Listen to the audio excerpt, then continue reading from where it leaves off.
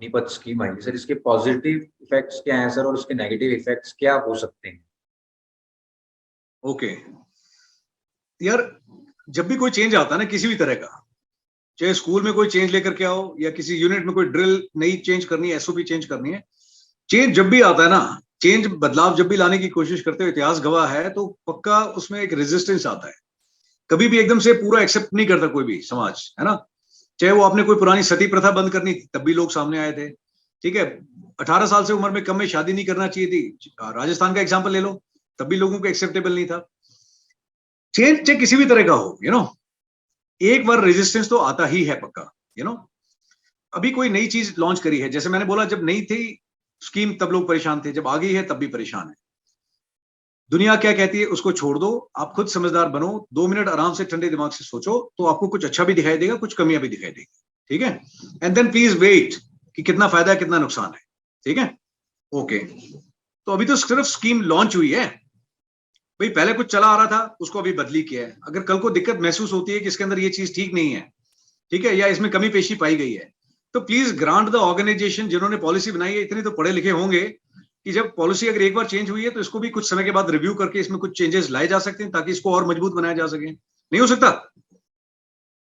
हो सकता है ना? बिल्कुल हो सकता है। सो प्लीज किसी चीज को आने के बाद में पहले एक बार ट्राई तो करने दो, ग्राउंड पे कोशिश तो करने दो। कोशिश करेंगे तो 4 अच्छी चीजें भी निकल के आएंगी और 4 कमियां भी पता लगेंगी। जब कमी पता लगेगी तो फौज इतनी दुरुस्त ऑर्गेनाइजेशन है, डेफिनेटली उस पर काम करेगी और उसको मजबूती से दूर करने की कोशिश करेगी। तो पॉलिसी बनी है, बट ऐसा नहीं कि कल को चेंज नहीं होती। भाई बतेरे पॉलिसीज हैं, कॉन्स्टिट्यूशन में जो है वो भी अमेंडमेंट हुआ है, तो ये तो सिर्फ एक पॉलिसी है। भाई पहले एक बार मौका तो दो, ग्राउंड पे काम करके देखो, प्रूव करो आप में कितना दम है। जब पता लगेगा उसके बाद में फिर देखा जाएगा कि आगे इसमें क्या चेंजेस की जरूरत है। तो please give it A try and give it A time. दोनों चीजें जरूरी है। नाउ अच्छा क्या है बुरा क्या है, उससे पहले मैं कुछ सवाल पूछना चाहता हूँ नौजवान जो आज के हैं। दिल पे हाथ रख के पूरी ईमानदारी से अगर मैं पूछूं, कितने लोग हैं आपके गांव के अंदर जो कहते हैं सर मैं 10वीं पास हूं, 8वीं पास हूं और 12वीं पास हूं, और मैं दम रखता हूं 4 साल में इतने रुपए, इतने लाख रुपए सेविंग करके दिखाऊंगा, और उसके सिवाय हर महीने में इतने हजार रुपए कमाऊंगा टैक्स फ्री। ये आपको ऑप्शन कोई नहीं देगा, और टैक्स लगा लोगे तो ज्यादा लगेगा पैसा। 1% नहीं, एक आदमी नहीं मिलेगा शायद आपको। ठीक है, बहुत जज्बाती होगा कोई एक आधा तो कर गुजरेगा। यार आज की तारीख में मैं डायरेक्टर एआरओ रहा हूं, मैंने भर्तियां देखी है, 4 लाख से ज्यादा लोग हाथ के नीचे से निकले हैं। 2 चीजें हैं जो लोगों को समझने की, नौजवानों को बहुत सख्त जरूरत है। सोशल मीडिया को देख करके दूसरों के, है ना, सुन सुन के व्यूज यूट्यूब चैनल्स पे ना अपना डिसीजन मत लो। मैं आपसे पूछ रहा हूं, आप में काबिलियत है? आप इतने पैसे कमा सकते हो 4 साल में, और हर महीने इतना कमा सकते हो? भाई आपको, आप ये देखो, सिंपल सी बात तो ये है समझने वाली, आप डिसाइड करिए अपने लिए, ना कि चैनलों पे सुन सुन के लोगों के व्यूज। ठीक है, कि कर्नल ने बोला है, फर्नल ने बोला है, कोई फर्क नहीं पड़ता यूट्यूब चैनल क्या बोल रहा है, कौन क्या बोल रहा है। आप डिसाइड करिए, आप अपनी जरूरत पूरी करना चाहते हैं या शौक पूरा करना चाहते हैं। मैं फौज में नौकरी करने नहीं आया था ये सोच के कि एक नौकरी है, जॉब मिलेगी है, पैसे कमाने हैं। मैं आया था, मेरे को जुनून था कि मेरे को जाना है इधर, मेरे को करना है कुछ, है ना, मेरे को यूनिफॉर्म चाहिए।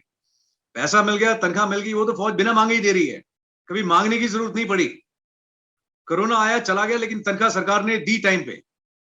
ठीक है, पेरेंट्स हैं, वाइफ है, बच्चे हैं, भाई उनकी सहूलियत, मेडिकल फैसिलिटी, सीएसडी, मांगने की जरूरत नहीं पड़ी, हक के तौर पे दिया फौज ने कि भी लो। ठीक है, सो आप ये डिसाइड करिए कि आपको अपनी जरूरत करनी है या शौक पूरी करनी है। शौक पूरा करना है तो ठीक है, आप कमेंट लिखते रहिए, लोग जो बोल रहे हैं उसको सुनकर के अपना डिसीजन खराब ले लीजिए। जरूरत पूरी करनी है, बुनियादी जरूरत की, पेरेंट्स को अच्छी लाइफ देनी है, अपने लिए लाइफ में कुछ अच्छा करना है, तो प्लीज आइए।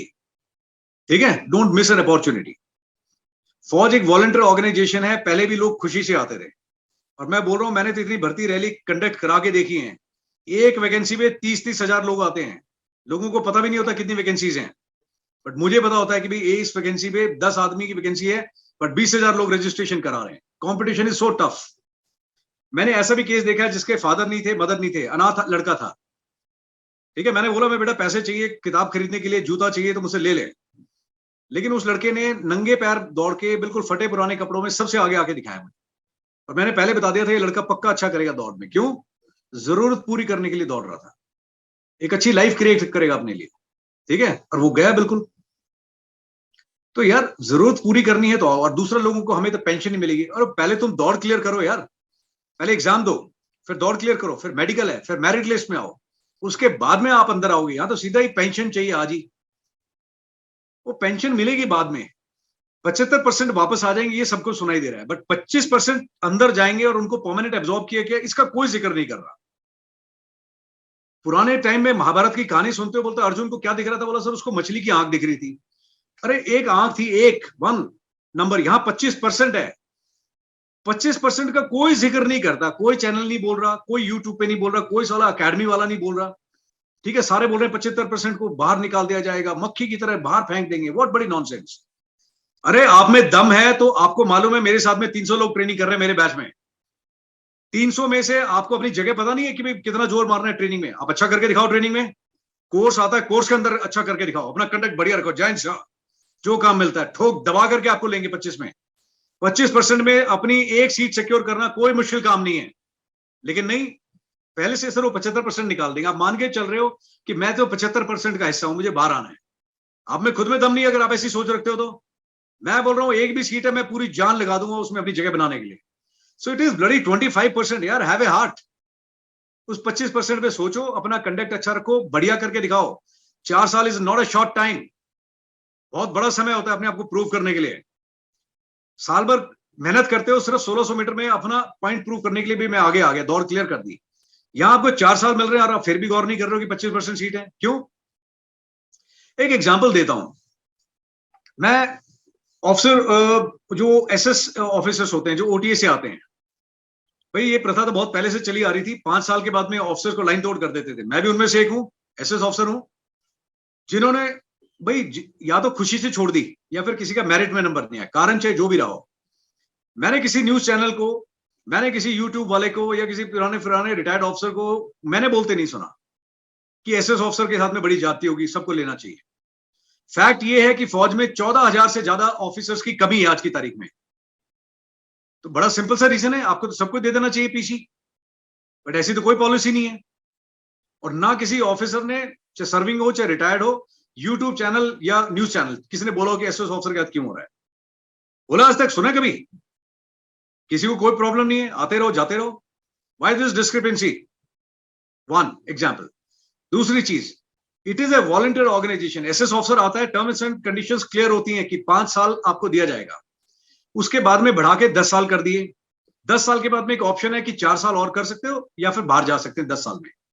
यार 10 साल में या 14 साल में आप सोचो, एक ऑफिसर जिसने ज्वाइन किया है 10 साल की नौकरी में, एज उसके हाथ से निकल गई, एज में बढ़ गया, शादी भी होगी, बच्चे भी हैं, पेरेंट्स भी बुजुर्ग हो रहे हैं, लाइबिलिटीज जिम्मेदारियां बढ़ रही हैं, और उसके पास में तब भी कोई ऑप्शन नहीं है। उसके पास ऐसा कोई ऑप्शन नहीं है कि 10 साल में उसको टैक्स फ्री तनख्वाह दी गई है। तनख्वाह बिना पूछे सरकार काटती है, ना किसी ने इस पे आज तक कोई आपत्ति जताई। यहां पे पहले से बताया जा रहा है कि आपकी टैक्स फ्री तनख्वाह होगी, तब भी तसल्ली नहीं है। मैंने किसी एसएस ऑफिसर को कोर्ट में जाते हैं देखा कि सर मेरे को तो सर 14 साल के बाद में उन्होंने आउट कर दिया। यहां आप 24 साल में 4 साल में वापस आ रहे हो, कुछ तजर्बा लेकर के आ रहे हो, एक्सपीरियंस लेके आ रहे हो, प्लस कुछ आपने सेविंग्स करी है जो अच्छी खासी है, कुछ तजर्बा, कुछ ये, और एक रुतबा अपना यूनिफॉर्म जो करना चाहते थे किया, आपने कोशिश करी, मान लिया 75% में आ गए कि मेरिट में नहीं आ पाए, तब भी आपके पास कम से कम उम्र है, जोश है करने के लिए। 14 साल की सर्विस में एक एसएस ऑफिसर है, उसको कोई नहीं पूछ रहा, कोई ऑप्शन नहीं दे रहा, कोई टैक्स फ्री नहीं है, लेकिन वो अफसर फिर भी किसी से सवाल नहीं करता, कहीं कोर्ट में केस नहीं ठोक रहा, और वो एक्सेप्ट करता है खुशी से डिसीजन की। ओके, मैं अपनी शर्तों पे आया था, वॉलंटियर ऑर्गेनाइजेशन है, फौज के रूल पहले क्लियर थे, और मैं उसको मान्य मानता हूं कि भाई यस, इज्जत करता हूं इस हुक्म की, और वो चुपचाप आता है, अपनी ड्यूटी खत्म करके फिर जाता है। जाने से पहले कुछ प्लानिंग करता है कि मैं जाने के बाद में क्या करूंगा, कोई रीसेटलमेंट कोर्स करता है, कोई सिविल के अंदर जाने के बाद में एमबीए करता है, लेकिन अपनी इनिंग्स खुद खेलता है। मैं खुद 21 साल नौकरी करके आया, भाई कॉर्पोरेट में नौकरी मिल सकती है लेकिन मुझे अप्लाई करना पड़ेगा, लेकिन मैं नहीं करना चाहता, मैं खुद अपना कुछ करना चाहता हूं, उसके लिए भी हाथ पैर मारने पड़ेंगे। लेकिन मेरी उम्र देखो आप, मैं फिर भी कुछ करने के लिए तैयार हूं इस एज में। तो 24 साल का आदमी अगर बाहर आके कहता है कि सर इतने पैसे के साथ और इस तजर्बे के साथ, है ना, मैंने कुछ नहीं सीखा, ना मेरे में जोश है, ना जान है, मैं कुछ नहीं कर सकता, फिर आप मिसफिट हो, फौज छोड़ दो, लाइफ में कहीं कामयाब नहीं हो। ठीक है। और देखो यार, ये चीज है, कंसेप्ट है इसका, ये लेकर के आए हैं कि फौज को आप कहीं पे देखो, आप इजराइल को देखो, छोटा सा देश है, कंपल्सरी मिलिट्री सर्विस है 5 साल के लिए, हर आदमी फौज में आएगा, बट एक छोटी सी रखते हैं, 25% फौज मेंटेन करते हैं, जब जरूरत होती है सीटी बजाते हैं, हर आदमी सिविल में काम छोड़ के अपनी जगह खड़ा होता है, तो मालूम है क्या करना है। यहां पे मैं बोलूं कंपल्सरी मिलिट्री सर्विस है, ठीक है। आधे लोग तो वो होंगे जो आएंगे नहीं, आधे पेरेंट्स वो होंगे जो बोलेंगे जी फौज में खतरा है, मैं अपने बच्चे को नहीं भेजूंगी या भेजूंगा, बिल्कुल नहीं भेजेंगे कि भाड़ में गई देश सेवा, भाई जान का खतरा है, हमें नहीं भेजना, हमारे पास में बहुत कुछ है, भगवान कर दिया है, एक लड़का हम नहीं भेजते। कंपल्सरी मिलिट्री सर्विस होता तो नहीं आते, लेकिन अब जब ये दी जा रही है आपको, तो आप इसको अलग तरीके से देखते हैं। यार आप अपना नजरिया ठीक करो, ठीक है ना। आज जरूरत है कि है ना, एक फोर्स मॉडर्नाइजेशन होनी चाहिए, पैसे की जरूरत जरूर है, लेकिन मैं ये कहता हूं कि जो पेंशन से आपने रिलेट किया उसको, वो गलत है। और अगर देना है तो एक अच्छा उदाहरण सेट करो, जो पॉलिसी बनाते हैं, अप्रूव करते हैं, नेताजी खुद शुरुआत करें कि भैया हम 1-2 महीने 6 महीने करते हैं ड्रामा एमएलए का, और हमारे को पेंशन लागू हो जाती है, पहले तो हमारी रद्द करो, कर दो एक अच्छा एग्जाम्पल सेट, देखो कोई प्रॉब्लम नहीं है। बट इंडिया इतनी बड़ी कंट्री है, अगर कंपलसरी मिलिट्री सर्विस लगा भी देंगे ना, तो उसका बजट बहुत है ट्रेनिंग का, इतना अफोर्ड नहीं कर सकती सरकार, है ना, फौज। बट हमारी एक बुनियादी जरूरत है आज की तारीख में कि हमारे को एक थिन एंड लीन, है ना, छोटी, फ्लेक्सिबल, मजबूत, तेज फौज चाहिए, ठीक है, विद ग्रेट मॉडर्न इक्विपमेंट। लेकिन इसके अंदर दो चीजें हैं, पहला जवान, यंग आर्मी चाहिए। अब जब रोटेट होते रहेंगे 75% लोग, तो फौज ना जवान रहेगी, प्लस आपका एक ऑटो रिजर्व की भी ट्रेन सोल्जर्स बाहर भी है मौजूद, जरूरत पड़ी तो what call, you are always there, you know. और दूसरी चीज एक्सपीरियंस, तो एक थोड़ा सा कॉम्बिनेशन बना रहेगा। जो आदमी 25 साल के बाद में करेगा, तो वो तजर्बा है, एक्सपीरियंस जो बढ़ता रहेगा, कि वो पूरी सर्विस करके आएगा। तो 25% लोग हैं जो एक्सपीरियंस है सोल्जर्स रहेंगे आपके पास में, और 75% जो है वो एक ऑटो रिसाइकिल होती रहेगी, फौज को थोड़ा है ना यंग आर्मी रखने में भी मेंटेन करेगी, ठीक है। तो फॉर गॉड सेक, अच्छा बुरा इसमें ना ढूंढने की बजाय अपने डिसाइड करो आप करना क्या चाहते हो। अगर ये प्रोफेशन आपकी फर्स्ट चॉइस है तो आप आओ, नहीं तो मत आओ। आपको बुरा लगता है, आप सोशल मीडिया पे कमेंट लिखते रहिए, कोई प्रॉब्लम नहीं है, ठीक है। फौज पहले भी चल रही थी, अभी भी चलेगी। बट आप सोचते हो आपकी जरूरत है, आपका मन है यहाँ आने का, आप इस चीज को लेके पैशनेट हो, आप अच्छा करके दिखाओगे तो आओ। यार जो आदमी थोड़ा सा ईमानदारी से काम करेगा, 4 साल is bloody hell lot of A time. आप ना सिर्फ अच्छा करोगे, आप डेफिनेटली 25% में आओगे। हर एक आदमी नहीं आ पाएगा, बट देन ये भी ये तो है यार, हर एक आदमी अच्छा होता भी तो नहीं है ना। आप अपनी क्लास का एग्जाम्पल ले लो, हर एक आदमी टॉपर थोड़ी होता है, एक आदमी टॉप करता है, कुछ लोग डिस्टिंक्शन लेते हैं, कुछ फर्स्ट डिवीजन में आते हैं, कुछ सेकंड डिवीजन में, कुछ फेल भी होते हैं। तो ये तो हर जगह है यार, स्कूल में भी यही लागू है, कॉलेज में भी लागू है, तो फौज कौन सी अलग बात बता रही है। आपको मौका दे रही है, 4 साल देंगे आपको, 10th में 12th में अपना प्रूव करने के लिए 1 साल मिलता है कि मैंने डिस्टिंक्शन लेनी है, फेल होना है, या भाई फर्स्ट डिवीजन लेनी है, सेकंड डिवीजन।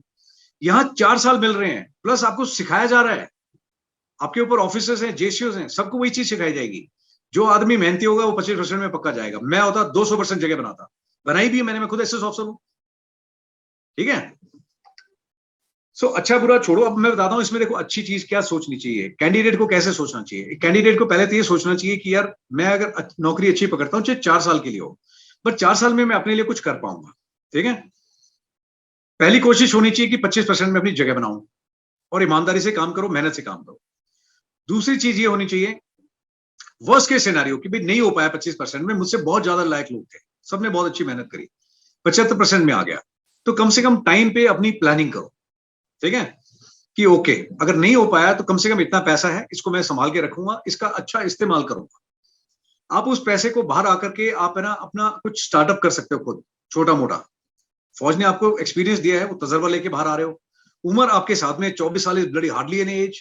24 साल में ओडी में ऑफिसर जा रहा है, आप 24 साल में 4 साल नौकरी करके आ रहे हो, तजर्बा है आपके पास में, ठीक है। कल को चाहे भाई किसी लड़की ने शादी करनी हो, वो भी बोलेगी ये आदमी भैया मुझे अच्छा लगता है, यू नो।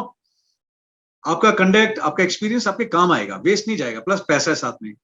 एक यंगस्टर है, मेरे ख्याल से उसका नाम क्या, एमबीए चाय वाला, एमबीए कर रहा था, बट वो छोड़ के उसने एक छोटे से अपने स्टॉल से शुरू की थी चाय के लिए, आज करोड़ों में टर्नओवर है उसका। नॉट एवरीबडी कैन बिकम अपना एमबीए चाय वाला, बट एक उदाहरण दे रहा हूँ समझाने के लिए।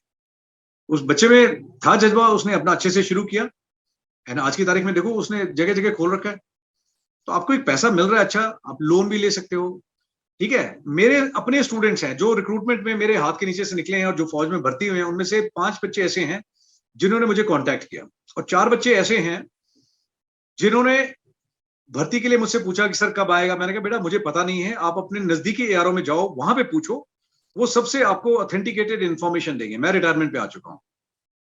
4 बच्चे ऐसे हैं उनमें से, शौर्य यू विल बी सरप्राइज, जिन्होंने एक अच्छा डिसीजन लिया, उनसे बहुत कुछ सीख सकते हैं बाकी लोग। उन्होंने बोला कि सर थक गए फौज का अपना वेट करते करते कि कब आएगी पॉलिसी। मैंने आपसे पिछली बार बात की थी, मुझे बात समझ में आई। मैंने अभी ये सोचा है सर कि 2 साल बहुत लंबा टाइम होता है, 2 साल में सर मैं मेहनत करता हूँ, अपनी थोड़ी इंग्लिश भी ठीक करी है मैंने, एंड साथ में मैंने एसएसबी का पूरा प्रोसीजर समझा है और मैंने अपने एग्जाम की तैयारी करी है। तो I want to clear my serious exam sir, और मैं ऑफिसर बनना चाहता हूँ, मैं जवान नहीं बनना चाहता। आप आ जाओ, करो तैयारी, मैं कह रहा हूँ ऑफिसर बन के दिखा दो। फौज का तो तजर्बा है, आपका डिसिप्लिन कंडक्ट है, प्लस आपको अच्छी नजर से देखा जाएगा कि भी फौज में नौकरी करिए, कितना जज्बाती आदमी, आप ऑफिसर बन के दिखाओ। मैं कह रहा हूँ वैकेंसी है, जाओ आप ओटीए के अंदर, कौन रोक रहा है आपको? टीए में 42 साल तक ओपनिंग है, व्हाई कांट यू गो? जहां पे एज के हिसाब से आप लागू है आपको, चाहे वो बीएसएफ हो, सीआरपीएफ, कहीं पे भी लेटरल ऑब्जर्वेशन में आप पे ट्रेन सोल्जर हो, आप दूसरों से अच्छा करोगे अगर आप यूनिफॉर्म में जाना चाहते हो। वो भी एक नजरिया देखने का। तो ऑप्शन एंड अपॉर्चुनिटी तब भी आपके पास बहुत होंगी, बट थोड़ा बहुत रिस्क लेना पड़ता है, ठीक है, नतीजा खुद निकालना पड़ेगा। ये चीजें आपको ध्यान में रखनी चाहिए। फाइनेंशियली आपकी जो कंटिजेंसी है कि कुछ नुकसान हो जाए, चोट लग जाए, भैया आपको बहुत अच्छा पैकेज दिया जा रहा है, आपको टैक्स फ्री मिल रहा है यार। टैक्स फ्री किसको मिल रही है तनख्वाह, मुझे समझाओ जरा। आपके साथ में ऑफिसर्स भी हैं, इंडियन आर्मी के हैं एसएस ऑफिसर, उनको तो नहीं मिल रही थी 5 साल वालों को, अभी भी नहीं मिल रही टैक्स फ्री, टैक्स देना पड़ता है। और 14 साल में जाता है तब भी कोई पेंशन नहीं मिल रही, बट उसका कोई जिक्र नहीं कर रहा। ओके, आप एग्जाम दे सकते हो बहुत सारी चीजों की, आप जिस चीज में आपका हाथ तजर्बा है, आप रीसेटलमेंट जैसे ऑफिसर प्लान करता है, आप भी प्लान कर सकते हो कि भी मैं जाने से पहले ये कोर्स कर सकता हूँ। फौज कराती है इस तरह के कोर्सेस, और बहुत सारी चीजें ऐसी हैं लेटरल ऑब्जर्वेशन के लिए, चाहे वो कॉर्पोरेट में हो वो भी हो। आई एम श्योर कुछ ना कुछ काम करेगी फौज इसके बारे में, है ना? बट एकदम से अभी नहीं हुआ है, कुछ टाइम के बाद में पॉलिसी भी रिव्यू करेगी, कुछ अच्छे चेंजेस इसमें भी आएंगे, कोई चीज कम कर दी जाएगी, कोई चीज ऐड कर दी जाएगी। तो थोड़ा टाइम दो यार ट्रायल करने के लिए, है ना? एंड खुले रखो अपने ऑप्शंस, ठीक है?